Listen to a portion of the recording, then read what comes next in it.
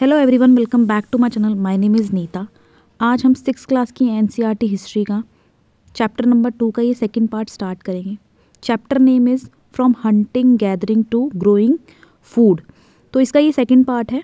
Start करते हैं।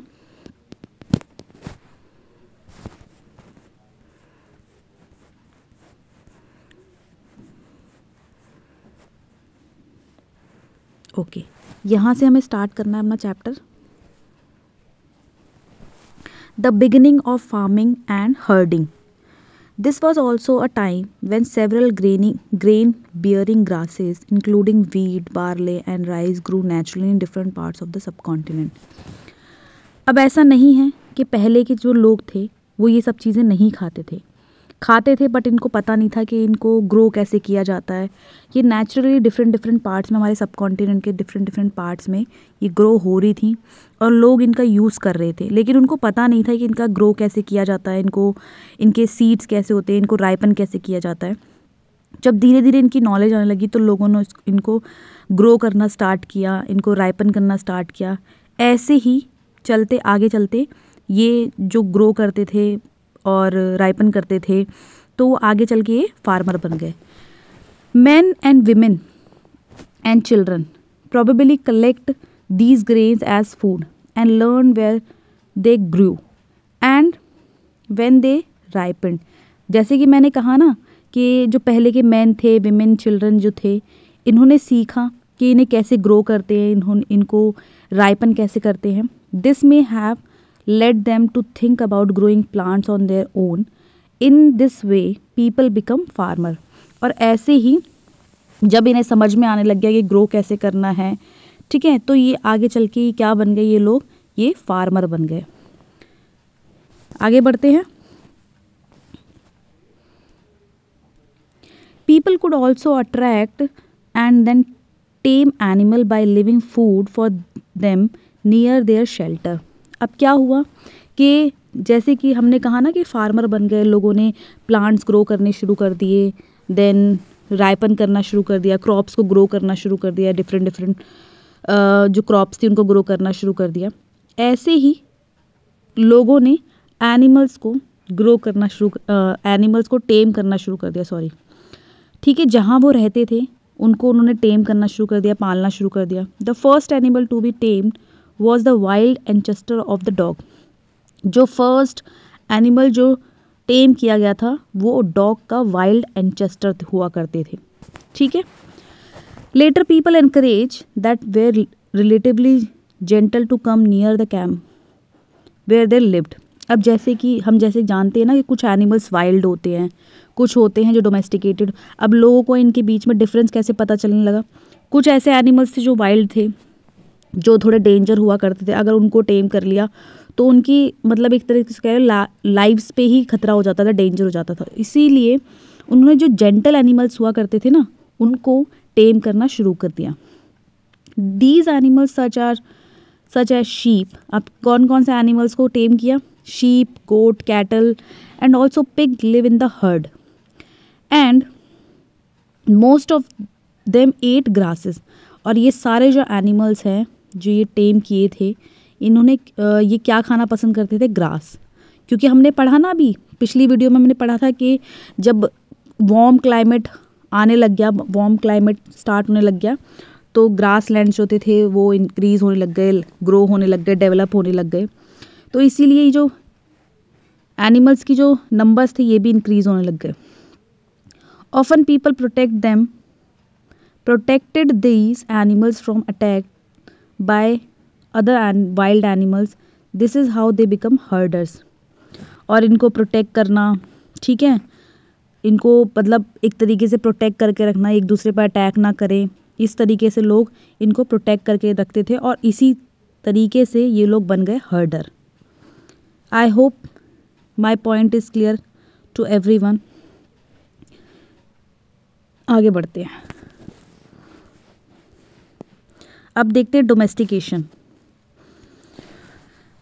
Domestication is the name given to the process in which people grow plants, look after animals. अब जो domestication का जो नेम है ये उनके लिए है जो प्लांट्स ग्रो करते हैं, जो एनिमल्स को टेम करते हैं, ठीक है। Very often plants and animal that are tended by people become different from wild plants and animals. अब क्या है, देखा जाए तो जो लोग हैं कुछ वाइल्ड प्लांट्स को भी करते हैं, ग्रो हो जाते हैं, विच मीन्स, और कुछ वाइल्ड एनिमल्स भी ग्रो करते थे। तो this is because people select plants and animals for the domestication. अब कुछ प्लांट्स और एनिमल्स जो होते हैं वो वाइल्ड होते हैं, जैसा कि हम जानते हैं, ठीक है, वो डोमेस्टिकेट नहीं किए जा सकते। तो उनमें लोगों ने उनको सेलेक्ट किया कि कौन से जो प्लांट्स है वो डोमेस्टिकेट किए जा सकते हैं, कौन से एनिमल्स है जो डोमेस्टिकेट किए जा सकते हैं। तो लोगों को इसके बारे में पता लगने लगा। For example they select those plant and animals that are not prone to disease. मतलब कि ऐसे प्लांट एनिमल को उन्होंने डोमेस्टिकेट करना शुरू किया जो प्रोन टू डिजीज़ हों। They also select plants that yield large size grain and have strong stock capable of bearing the weight of the ripe grain. मतलब कि ऐसे प्लांट्स को ग्रो करना शुरू किया जो अपनी ही, मतलब एक तरीके से कह लो ना कि अपनी ही उसको जड़ों को और अपने ही फ्रूट्स को, प्लांट्स को और अपने ही वेजिटेबल को होल्ड करके रख सके, इतनी उनकी जो रूट्स है स्ट्रॉन्ग होनी चाहिए। तो इस तरीके के प्लांट्स को उन्होंने ग्रो करना शुरू किया, स्ट्रॉन्ग उनकी स्टॉक्स हो, ठीक है, और वेट उनका ज़्यादा ना हो ताकि वो ख़राब ना हो जाए। इस तरीके के जो प्लांट्स हैं वो लोगों ने डोमेस्टिकेट करना शुरू किए। Seeds from selected plants are preserved and sown to ensure that new plants will have same quality. ठीक, I hope this will clear. Amongst animals, those that are relatively gentle are selected for the breeding. अब जो gentle हुआ करते थे animals उनको rear करना शुरू किया, ठीक। As a result gradually domesticated animals and plant become different from wild animals and plant. अब जैसे कि हम जानते हैं, अब लोगों को पता लगने लगा कि जो वाइल्ड एनिमल्स होते हैं, प्लांट्स होते हैं, वो डिफरेंट होते हैं, उन्हें डोमेस्टिकेट नहीं किया जा सकता। फिर लोगों को पता चलने लगा कि कौन से एनिमल और प्लांट को डोमेस्टिकेट किया जा सकता है। For example the teeth and horn of wild animals are usually much larger than those of domesticated animals. अब एग्जाम्पल के तौर पे देखो, जिन एनिमल्स की जिनके टीथ जो है वो और हॉर्न जो है वो यूजली लार्जर हों, उनको डोमेस्टिकेट नहीं किया जा सकता था क्योंकि वो वाइल्ड एनिमल की कैटेगरी में आते थे, ठीक है।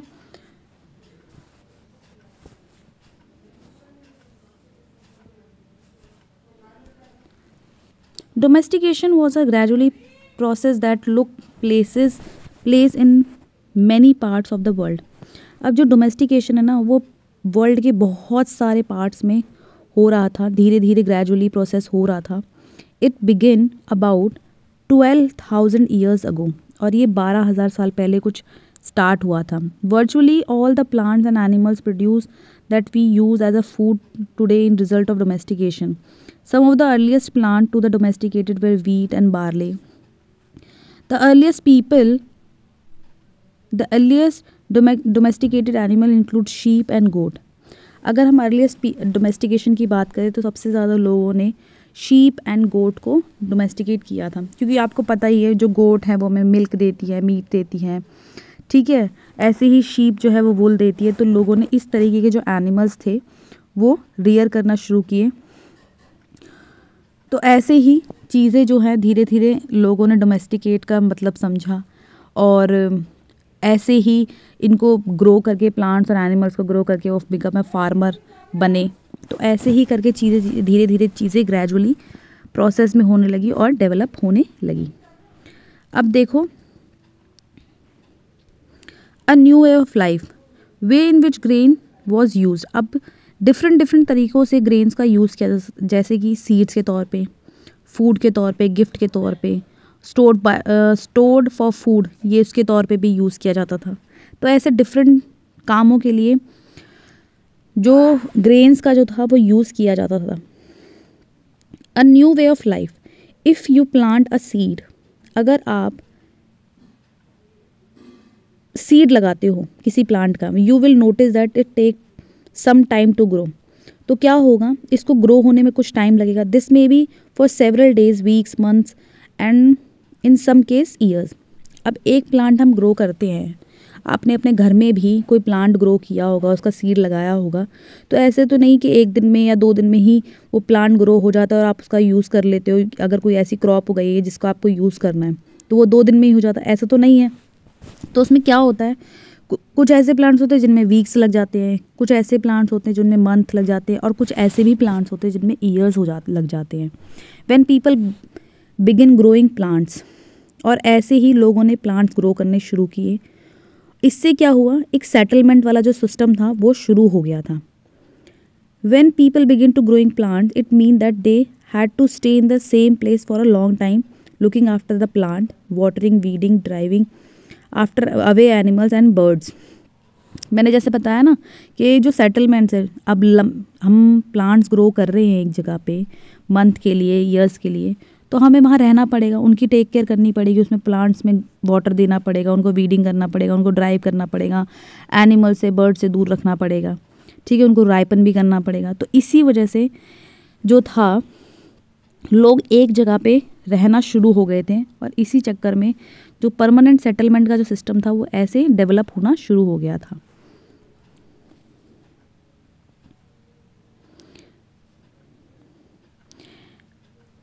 And then the grain had to be used carefully, और ऐसे ही करके जो ग्रेन्स का था वो यूज़ होना शुरू हो गया।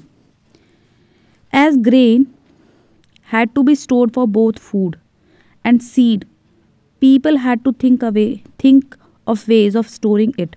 अब लोगों ने क्या किया, इनको ग्रो करना शुरू किया, अब उनको स्टोर करना भी शुरू कर दिया था इन लोगों ने। सॉरी फॉर दिस,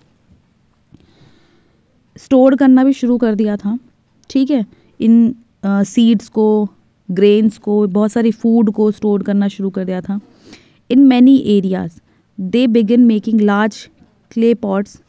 अब इससे क्या होता है, हमें जो आर्कियोलॉजिस्ट हैं उनको पॉट्स के एविडेंस मिले हैं, बास्केट के एविडेंस मिले हैं, डग पिट के एविडेंस मिले हैं। आप गूगल पे सर्च कीजिए कि डग पिट्स कैसे हुआ करते थे, आपको पता चल जाएगा, ठीक है। तो इस तरीके के जो लोग हैं वो बनाते थे स्टोर्ड के लिए जगह, और वहाँ पर चीज़ें स्टोर किया करते थे।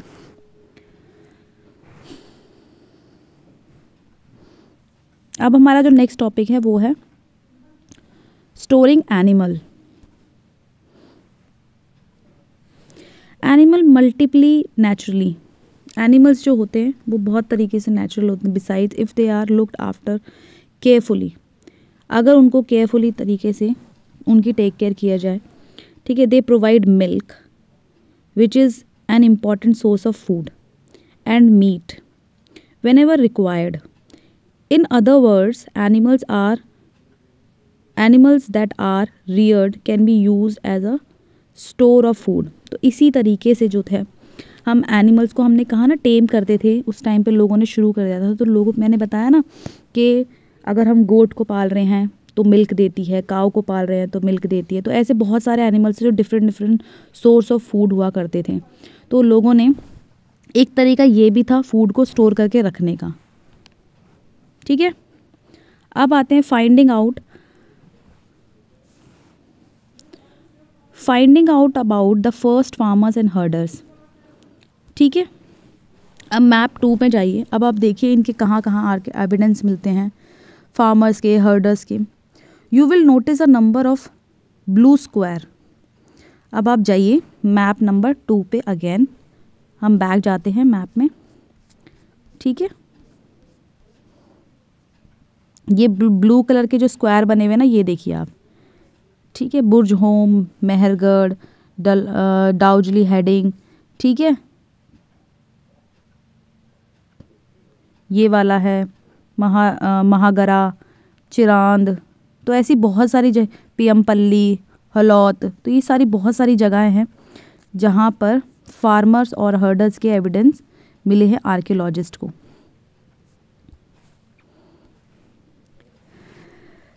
Each mark a site from where archaeologists have found evidence of early farmers and herders. These are found all over the subcontinent. तो ये जितने भी एविडेंस है ये हमारे पूरे सबकॉन्टिनेंट में मिले हैं. Some of the most important words. अब देखो कौन कौन सी साइट्स पे जो हैं वो एविडेंस मिले हैं हमारे फार्मर्स और हर्डर्स के. जैसे कि नॉर्थ वेस्ट में मिला है, in present day Kashmir and east in the south India. ठीक है, तो ये हमारा जो बुर्ज होम करके जो हमारी साइट थी वहाँ पर फार्मर्स एंड हर्डर्स के एविडेंस मिले हैं. To find out whether these sites were settlement of farmers and herders, scientist study evidence of plants and animals bones. तो यहाँ पर जो हमारे साइंटिस्ट हैं उनको सेटलमेंट्स के एविडेंस मिले फार्मर और हर्डर्स के. ठीक है, क्योंकि उन्होंने वहाँ पर प्लांट्स एंड एनिमल्स को उनकी वहाँ पर उन्हें बोन्स वगैरह मिली हैं, उन्होंने उसको स्टडी किया है.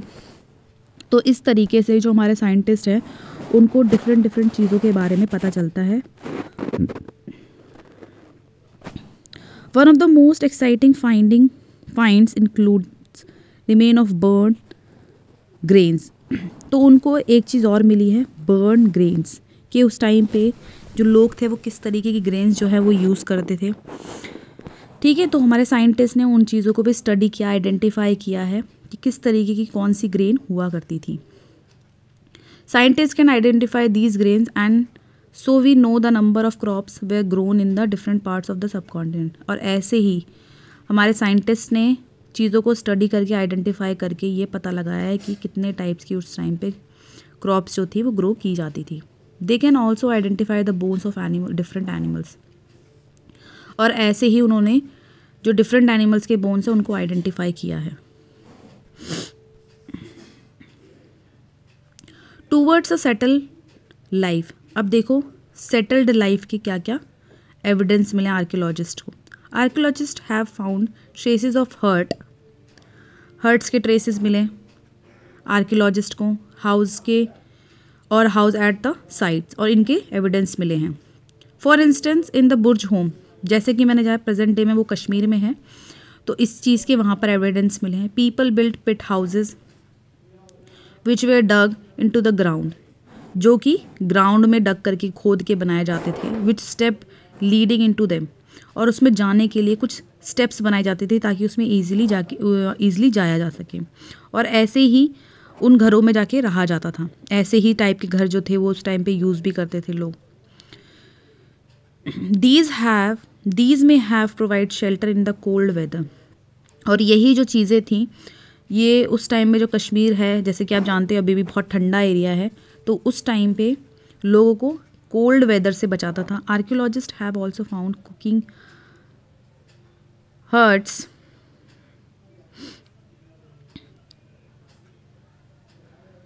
Both inside and outside the huts. तो क्या है कि आर्कियोलॉजिस्ट को जो हर्ट्स हैं कुकिंग की, ठीक है, उनके भी एविडेंस मिले हैं इनसाइड और outside. Which suggest that depending on the weather, जो कि ये होता है कि वेदर पे डिपेंड करता था कि अगर वेदर कोल्ड होगा तो कहाँ पर कुकिंग की जाएगी, इंडोर की जाएगी या आउटडोर की जाएगी. ऐसे ही अगर समर का वेदर हुआ करता था तो ऐसे ही उस पर डिपेंड होता था कि कुकिंग जो थी इंडोर की जाएगी या आउटडोर की जाएगी. तो इस चीज़ के सब चीज़ों के एविडेंस जो है हमारे आर्कियोलॉजिस्ट को, साइंटिस्ट को मिले हैं. ड्रॉ पिट हाउस. आप नेट पे जाके सर्च कीजिए गूगल पे, आपको मिल जाएगा कि पिट हाउस कैसे ड्रॉ करना है. Stone tool have been found from many sites as well. अब जैसे कि हम जानते हैं पैलियोलिथिक टाइम से ही स्टोन टूल्स का यूज़ किया गया था. ठीक है, तो ऐसे बहुत सारे एविडेंस मिले हैं स्टोन टूल के यूज़ के. Many of these are different from the earlier Palaeolithic tools and that is why they are called Neolithic.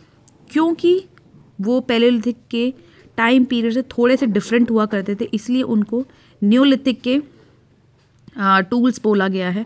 क्योंकि हमने देखा ना कि अकॉर्डिंग टू टाइम पास, जैसे जैसे टाइम बीतता जा गया, पीरियड्स को टाइम डेवलप, जैसे कि पैलियोलिथिक पीरियड में जो चीज़ जैसी थी, थोड़े से स्टोन्स जो टूल थे वो थोड़े ब्रॉड थे, बड़े थे। ऐसे ही जब मीज़ोलिथिक पीरियड का टाइम आया तो थोड़े से शार्प हो गए, टाइनी हो गए, ठीक है। ऐसे ही जब नियोलिथ का टाइम आया तो और ज़्यादा उनमें इम्प्रूवमेंट देखने को मिली है हमारे स्टोन टूल्स में या टूल्स में, ठीक है। These includes tools were polished to give a fine cutting edge, और ऐसे ही जो टूल्स हैं उनको फाइन पॉलिश, ठीक है, फाइन कटिंग एज मिले हैं उनमें। मोटार्स एंड पेस्टल्स, ठीक है, मोटार्स एंड पेस्टल्स जो है वो उस टाइम के बेस्ट एग्जाम्पल माने जाते थे। यूज फॉर ग्राइंडिंग ग्रेन्स, अब मोटार जो पेस्टल जो हुआ करते थे ना, वो उस टाइम पे क्या करते थे, ग्रेन्स को ग्राइंड करने का काम करते थे, ठीक है। जैसे कि आज के टाइम पे हम आटा वगैरह मारते हैं तो ऐसा तो नहीं है कि हम सीधा गेहूं जो है वीट को ही वो कर देते हैं, पहले हम उसे आटे की फॉर्म में चेंज करते हैं, देन फिर हम उसमें आटा अपना डो बनाते हैं। तो इसीलिए मोटार और पेस्टल का यही काम हुआ करता था, ग्रेन्स को ग्राइंड करने के लिए, ठीक है। आज के टाइम पे भी जो रूरल एरियाज़ हैं उनमें जाके देखो, आज भी ये चीज़ें यूज़ की जाती हैं। And other plant produce, mortar and pestles are used for grinding grains even today several thousand years later. At the same time, tools of the Paleolithic type continue to be made and used, and remember, some tools were also made of bone. अब देखो, पहले जो Palaeolithic type के जो time के जो वो थे टूल्स थे, कुछ इतने बड़े बड़े हुआ करते थे, ठीक है। फिर आप देखोगे, आप पिछली वीडियो में भी देखा था जब मैं पैलियोलिथिक और नियोलिथिक और मेसोलिथिक टाइम पीरियड के बारे में बता रही थी, तो मैंने आपको दिखाए थे किस तरीके के जो टूल्स थे, स्टोन टूल जो थे, उनको किस तरीके से टाइम अकॉर्डिंग टू टाइम जो है उनमें इम्प्रूवमेंट आती रही है, ठीक है। तो इस तरीके से चीज़ों में बहुत ज़्यादा टाइम टू टाइम चेंज होने के कारण डेवलपमेंट आई है। Many kinds of earthen pots मिले हैं, ठीक है, have also been found. These were sometime decorated, कुछ डेकोरेटेड दिखे हम, क्योंकि उन्हें डेकोरेट किया जाता होगा कुछ पर्पस से, ओकेजन से। And were use to storing things, और कुछ ऐसे भी मिले हैं जिनको हम जिसे कहते हैं ना कि चीज़ों को स्टोर करने के लिए भी अर्दन पॉट्स का यूज़ किया जाता होगा। People began using pots for cooking food. आज के टाइम पे देखते हो मटका वगैरह की वो होती है, बिरयानी कोई बनाता है, डिफरेंट फूड्स जो बनाते हैं, मटके, आजकल मटके में बड़ा ट्रेंड, तो ये उस टाइम से ही चलता हुआ आ रहा है कि लोग जो है पॉट्स में खाना भी बनाते थे। Specially grains like rice, wheat and lentils that how become important part of the diet, ठीक है। तो ये जो हमारी डाइट की इम्पॉर्टेंट पार्ट है, ये भी इस तरीके के मटके में, पॉट में बनाए जाते थे उस टाइम पे भी, और आज भी इन चीज़ों का यूज़ किया जाता है। Beside they begin weaving clothes, ठीक है, using different kinds of materials, for example cotton that could now to be grown, ठीक है। तो ऐसे ही जब कॉटन एक रो मटेरियल है जैसे कि हम जानते हैं, ठीक है, तो उनको वीव करके क्लोथ में बदला जाता था, और ऐसे ही जो चीज़ों का यूज़ किया जाता, तो इस चीज़ के भी एविडेंस मिले हैं। Did thing change everywhere and all at once, क्या आपको लगता है कि चीज़ें बदली हैं? Not quite. In many areas man and women still continue to hunt and gather food. आज के टाइम पे भी देखोगे ना, ऐसी बहुत सारी जगहें हैं, ठीक है, इंडिया में भी और अदर कंट्रीज़ में भी, जहाँ पर आज भी मैन एंड वीमेन जो हैं वो फूड को हंट करके गैदर करके खाते हैं। And else way people adopted farming, herding slowly over several thousand years. Beside the some cases, people try to combine these activities, doing different things during these different seasons. ठीक है, तो इस तरीके से जो आज के टाइम पे भी, जैसे कि मैंने कहा कि आज के टाइम पे भी जो लोग हैं, हज़ारों साल बाद भी ये वाली जो प्रैक्टिस है फार्मर हर्डिंग की, ये आज भी प्रैक्टिस की जाती हैं। लोग सीज़न टू सीज़न मूव करते रहते हैं, तो ये आज भी चीज़ें हमें देखने को मिलेगी डिफरेंट कॉन्टिनेंट्स में।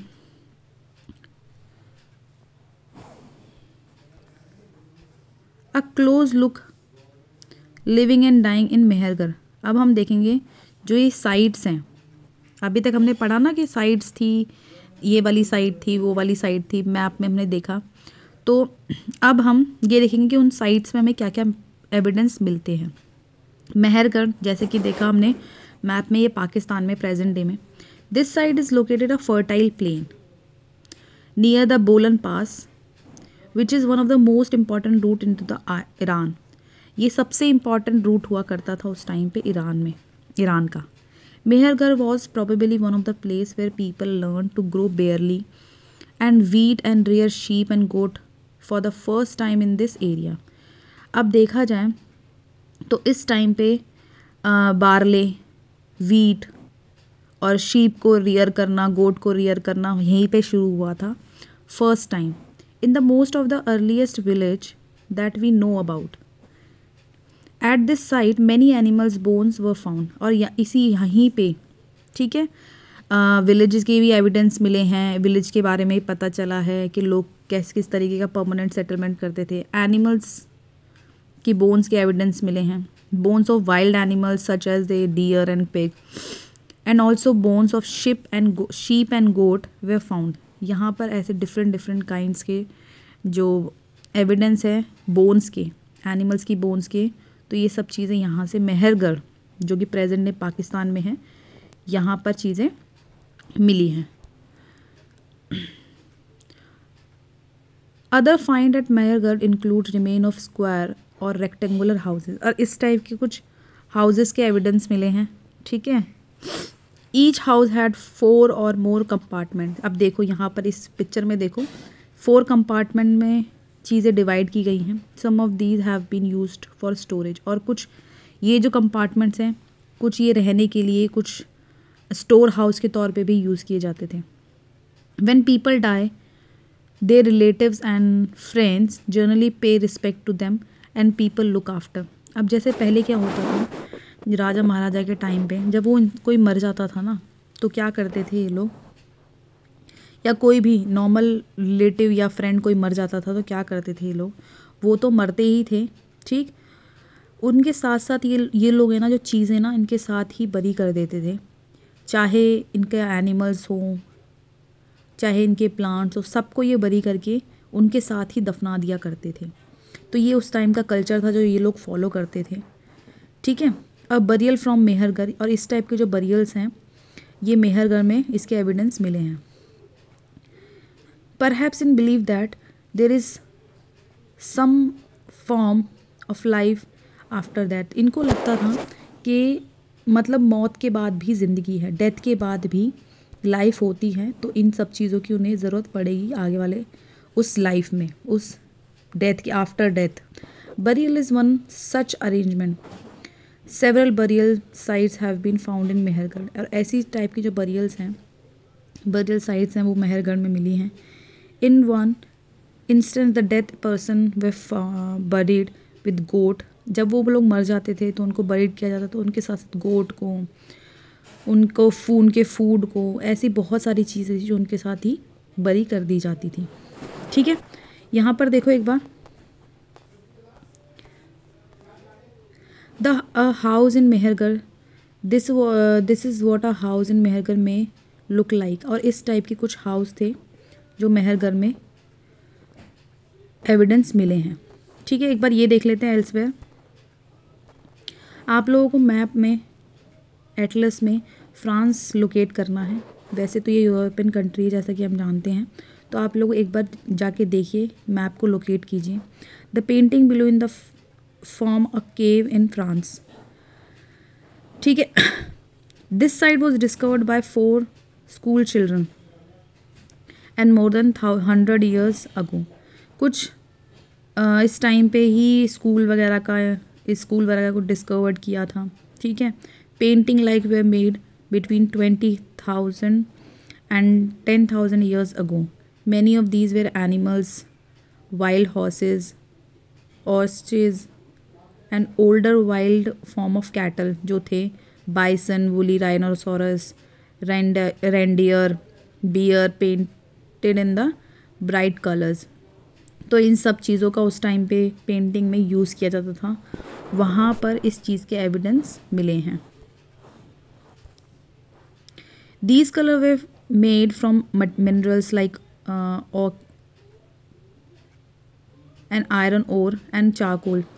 जो नेचुरल चीज़ें थी उनसे ये कलर्स जो थे वो एक्सट्रैक्ट करके चीज़ों को फिलअप किया करते थे कलर के तौर पे। It is possible that these things were done on the ceremonial occasion. अब ये जो पेंटिंग्स वगैरह जो हैं हमें जिनके एविडेंस मिले हैं, व्हाट डू यू थिंक कि ये सेरेमनियल ओकेजन्स पे ही बनाए जाते होंगे या फिर डेली चीज़ों पे बनाए जाते होंगे? कह सकते हैं कि सेरेमनियल ओकेजन्स पे इन चीज़ों को बनाया जाता होगा। ठीक है, तो इस टाइप की कुछ पेंटिंग्स के एविडेंस मिले हैं।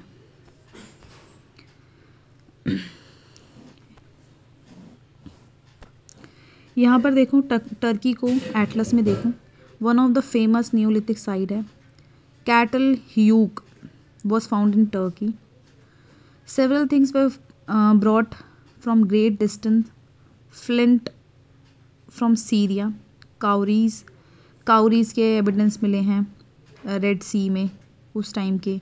Shells from the Mediterranean sea and use in the settlement. Remember these were no carts. Most things would have been carried on the backs of the pack animals such as cattle or by people। उस time पे जो थी वो carts वगैरह का use नहीं किया जा सकता सामान को लोड करने के लिए, अनलोड के लिए। या तो एनिमल्स की बैक पे चीज़ें कैरी की जाती थी, लोड अनलोड किया जाता था, या फिर लोग उसे लोड करते थे। ठीक है, फिर हमने अपने इस चैप्टर में क्या क्या चीज़ें पढ़ी हैं देख लीजिए एक बार। हंटर गैदरर्स के बारे में पढ़ा, साइट्स के, हैबिटेशन के, फैक्ट्री के, palaeolithic, mesolithic, microliths, domestication, farmer, herders, neolithics, burial. तो मैंने इन सब चीज़ों के बारे में आपको अच्छे से एक्सप्लेन किया है। आई होप मेरी वीडियो आपको पसंद आई होगी। ये चैप्टर यहीं फिनिश होता है। अगर कोई भी डाउट है प्लीज़ मुझे कमेंट सेक्शन में ज़रूर बताइएगा। अगर मेरी वीडियोस अच्छी लग रही हैं तो लाइक शेयर सब्सक्राइब किए बिना बिल्कुल मत जाइएगा। Till then thank you so much. Thanks for watching this video. Bye bye.